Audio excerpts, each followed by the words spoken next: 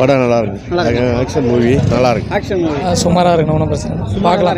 ஆமாம், அப்படி ஒன்றும் இதாக இல்லை, சுமாராக இருக்கு, பார்க்கலாம் ஒரு டைம். தனுஷ் படம் அதனால அவ்வளோதான். படம் நல்லா தானே இருக்குது.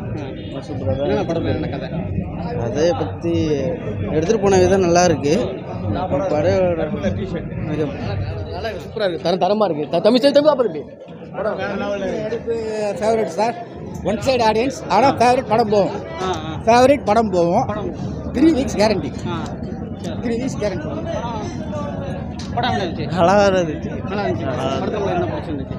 எல்லாமே ஃபைட் சீனு, ஷூட் பண்ணுற சீனு எல்லாமே நல்லா இருக்கும். அஜித்துக்கு இவன்னா தனுஷுக்கு வந்துட்டு ஜி பிரகாஷ் ஒன்றும் பண்ண முடியாது. மியூசிக் அட்டகாசம் ஒன்றும் பண்ண முடியாது. எனக்கு தனுஷ் விஷயம் காந்தி நிறைய சொல்கிறாங்க, எனக்கு யாருன்னு தெரில, கண்டுபிடிக்கணும்.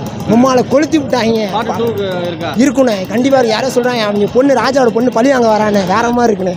படம் சூப்பராக இருக்குது. தனியாக ஒரு இவ்வளோ பெரிய ஹீரோக்கு இருக்குன்னு அவங்களுக்கு மட்டும் மாசுன்னு இல்லாமல் மற்ற பின்னாடி இருக்கிற பின்னணி ஆர்டிஸ்ட் அவங்களுக்கும் எல்லாத்துக்கும் வந்து கரெக்டான இது கொடுத்துருக்காங்க. அதுவும் இல்லாமல் தமிழ் படம்னு இல்லை, மியூசிக்கும் பயங்கரமாக ஜிவி பண்ணியிருக்காப்புல. அது மட்டும் இல்லாமல் ஒரு ஹாலிவுட் ஃபீல் இருந்துச்சு. ஏன்னா சவுண்டு சத்தம் பயங்கரமான எஃபெக்ட் போட்டிருக்காங்க. படம் நல்லா இருக்குது.